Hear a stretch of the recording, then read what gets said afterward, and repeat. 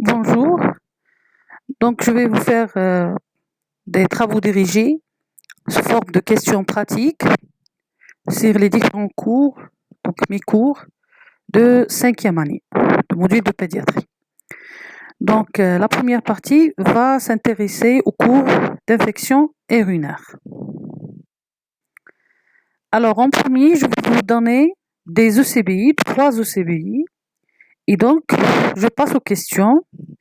D'abord, il y a le premier ECBI qui parle des urines de couleur jaune foncé, avec présence de quelques amacés, des cristaux d'acide urique et de sel de calcium, quelques cellules épithéliales, et on note la présence de cylindres leucocytaires, des leucocytes à 5 fois 10 puissance 4 par millilitre, et la présence de bacilles gram négatifs, et la culture, c'est une bactérie à 3 fois 10 puissance 3, type, le germe c'était l'Escherichia coli. Quant au deuxième ECBI, les urines sont de couleur jaune citron, avec présence de quelques cellules épithéliales, et on note la présence de cylindres hématiques et hyalins, et 3 à 4 leucocytes par champ. Le troisième ECBI, les urines sont de couleur jaune foncé, nauséabondes, riches en souches bactériennes cocci-gram positif en chaînette, et la culture, c'est une bactériurie supérieure à 10 puissance 6. Le germe, c'était entérocoque. Alors la question, quel ECBI confirme une infection urinaire? Parmi ces 3 ECBI, quel est l'ECBI qui confirme la présence d'une infection urinaire? Donc je vous laisse un peu de temps pour réfléchir. Quel est l'ECBI qui confirme la présence d'une infection urinaire chez ces malades? On revient sur les différents ECBI. Donc, si je vois l'ECBI numéro 2, les urines sont de couleur jaune citron, avec présence de quelques cellules épithéliales, et on note la présence de cylindres hématiques hyalins, avec 3 à 4 leucocytes par champ. C'est vrai, parfois le CBI ne retrouve pas de germes, malgré qu'il existe une infection urinaire. En particulier, si on est devant un malade qui a reçu une antibiothérapie. Mais dans ce cas, cet ECBI ne correspond pas à celui d'une infection urinaire. Pourquoi? D'abord, le nombre de leucocytes, il n'y a que 3 à 4 leucocytes par champ. Tant que le nombre de leucocytes est inférieur à 10 par champ, ce n'est pas une réaction normale devant une invasion par un germe quelconque de l'appareil urinaire. La présence de cylindres hématiques hyalins, ça nous oriente vers rien du tout. Donc, ça peut orienter vers une atteinte beaucoup plus glomérulaire que dans le cadre d'une infection quelconque. On va passer donc au troisième ECBI. Donc, les urines sont de couleur jaune foncé, nauséabondes, donc l'odeur elle est fétide, et ils sont riches en souches bactériennes, cocci-gram positif, en chaînette, et la culture, c'est une bactériurie supérieure à 10 puissance 6. Et le germe, c'est l'entérocoque. Donc, cette ECBI montre qu'il existe des bactéries, donc une souche bactérienne type entérocoque, avec donc une concentration très élevée, qui dépasse les 10 puissance 6 par millimètre cube. Et cela oriente vers la présence donc d'un germe important. Mais cette bactériurie, elle reste sans réponse de l'hôte, donc sans la présence de leucocytes. La non-présence, donc l'absence de réponse de l'hôte, est contre la présence d'une infection urinaire. En plus, l'entérocoque, c'est un germe, ça profite de l'appareil digestif. Donc, très probablement, cet OCBI est celui donc, qui a été fait sur des urines qui sont souillées par les sels. Donc, le prélèvement, les moyens de prélèvement et l'asepsie n'étaient pas rigoureuses. Et cela permet d'éliminer, ne peut pas orienter vers, ne peut pas confirmer la présence d'une infection urinaire. Donc, passons à l'ECBI numéro 1. Les urines sont de couleur champ foncé. On a la présence de quelques hématies, des cristaux d'acide urique et de sel de calcium, quelques cellules épithéliales et on note la présence de cylindres leucocytaires avec une leucocytérie à 5 fois 10 puissance 4 par millilitre. La présence de bacilles gram négatifs et la culture, c'est une bactérie Escherichia coli dont la concentration était de 3 fois 10 puissance 3. Est-ce qu'il s'agit d'un ECBI en faveur d'une infection urinaire? Maintenant, il y a une réponse de l'autre qui est claire. On a une leucocyturie importante qui dépasse les 10 puissance 4 avec présence même de cylindres leucocytaires vu l'importance de la réponse par des leucocytes.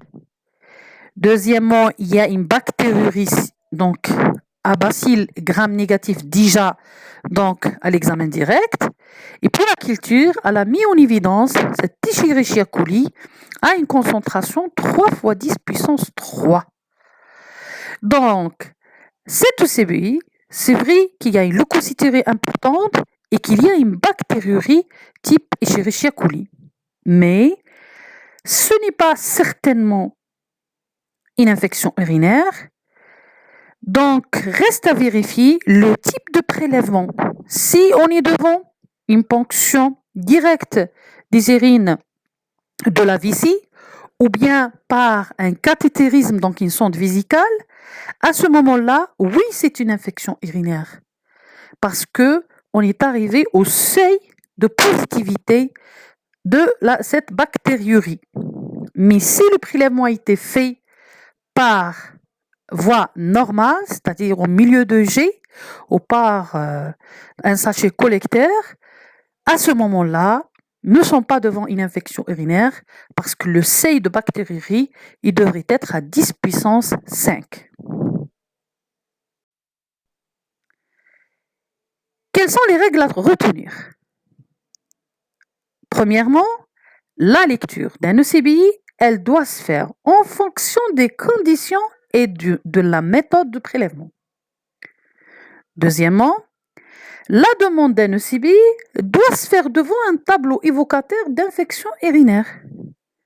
Par exemple, l'ECBI 3, je pense que cliniquement, il n'y avait pas vraiment des signaux en faveur de l'infection urinaire. Et puis, il y a l'intérêt de la bandelette urinaire, parce que si on a fait une bandelette urinaire, par exemple, dans le cadre de l'ECBI 3, on n'aurait pas trouvé donc des signes en faveur d'une infection urinaire. Il n'y avait rien du tout qui est en faveur d'une infection urinaire. Même la présence de leucocytes, donc 3 à 4 leucocytes par champ, ça ne va pas positiver la bandelette urinaire, donc environ la plage leucocyte. Donc, deuxième partie, c'est la bandelette urinaire. Donc, vous avez 5 bandelettes urinaires. La première, donc, qui comporte un pH à 6,5, une densité à 1020, donc la présence de sang et de protéines une croix, et l'absence de leucocytes et de nitrites. La deuxième bandelette urinaire, on a un pH à 7, on a une densité à 1025, on a la présence de sang, une croix, et de nitrites, une croix, alors que les plages protéines leucocytes sont négatifs. La bandelette urinaire 3, le pH il est à 6,4, la densité elle est à 1030, la présence de sang, l'absence de sang, de protéines, de nitrites, mais la positivité, une croix, donc pour la plage de leucocytes. La bandelette urinaire 4, on a une pH à 8, une densité à 1005, la négativité de toutes les plages, donc pas de sang, pas de protéines, pas de leucocytes et pas de nitrites. La bandelette urinaire 5, donc le pH il est 6,5, la densité elle est à 1025 et tout est négatif également, le sang, les protéines, les leucocytes et les nitrites. Quelle bandelette urinaire élimine une infection urinaire? Donc je vous laisse le temps pour réfléchir.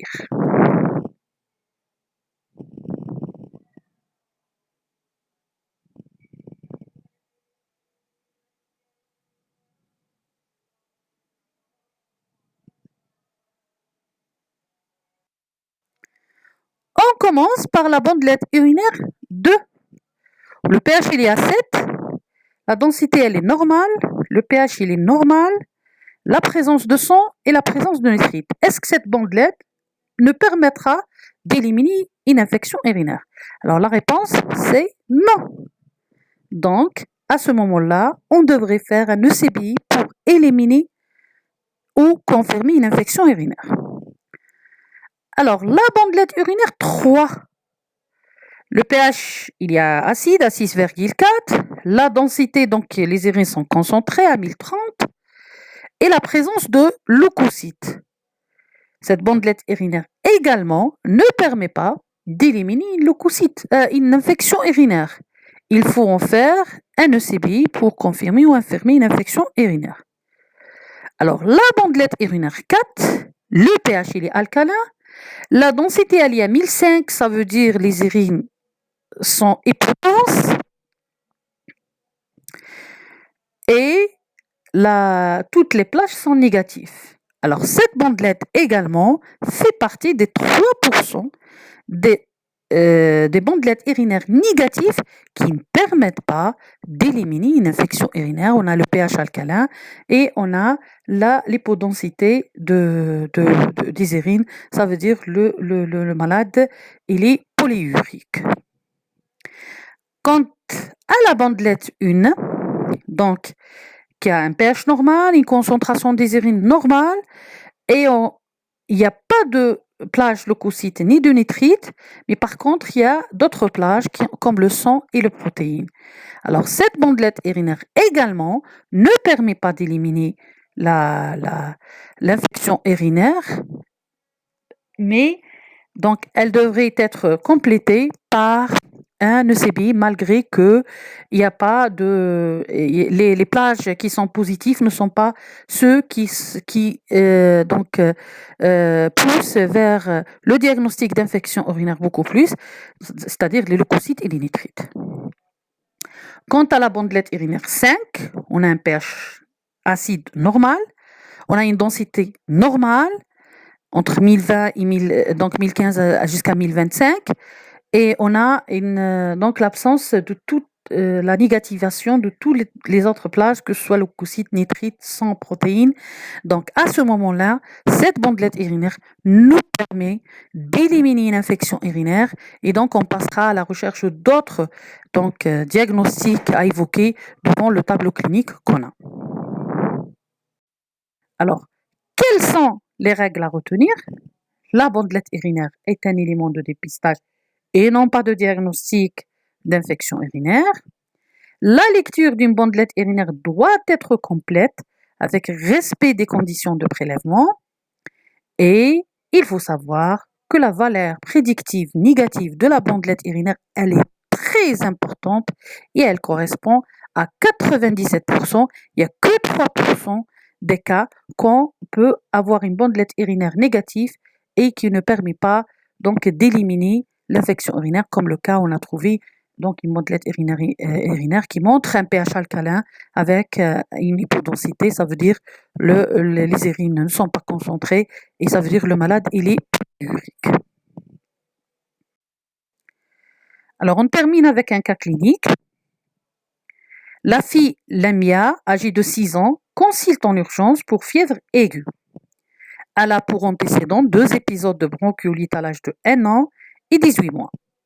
Depuis 24 heures, elle présente une fièvre chiffrée à 39,5 avec des douleurs intenses au niveau hypogastrique. Elle ne se plaint pas de signes fonctionnels urinaires. À l'examen clinique, on a une température à 38,7, palpation non douloureuse. Le reste de l'examen clinique était sans anomalie particulière en dehors d'une angine érythémateuse. Alors, devant ce tableau clinique, quel diagnostic étiologique pouvons évoquer, donc qui est le plus probable selon vous? Sans attendre, je suis certaine que tout le monde va me dire angine érythémateuse. Mais il faut savoir que tout examen clinique chez un enfant, il devrait se terminer par la réalisation d'une bandelette urinaire. Alors chez cette fille, on a réalisé une bandelette urinaire qui a retrouvé donc son leucocyte nitrite positif. Cela veut dire quoi? Quel sera selon vous, en pensant au diagnostic le plus probable, le bilan à demander pour confirmer ou infirmer le diagnostic de cette fièvre aiguë? Je vous laisse un peu de temps pour réfléchir.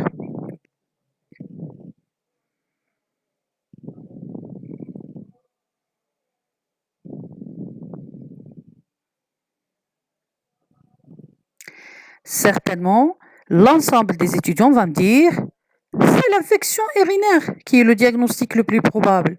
Mais pour confirmer, il faut qu'on demande une étude cytobactériologique des urines.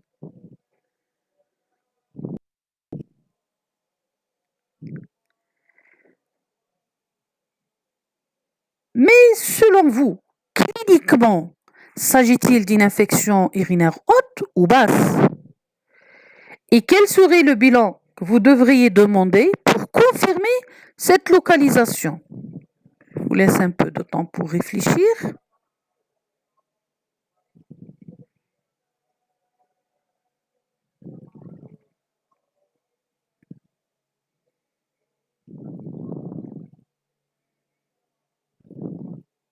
Alors la réponse, c'est une infection urinaire haute très probablement.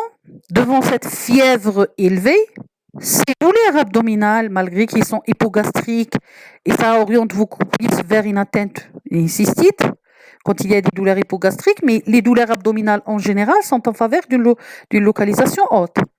Et en plus de ça, il n'y avait aucun signe clinique fonctionnel, urinaire fonctionnel. Cela est en faveur beaucoup plus d'une infection urinaire haute.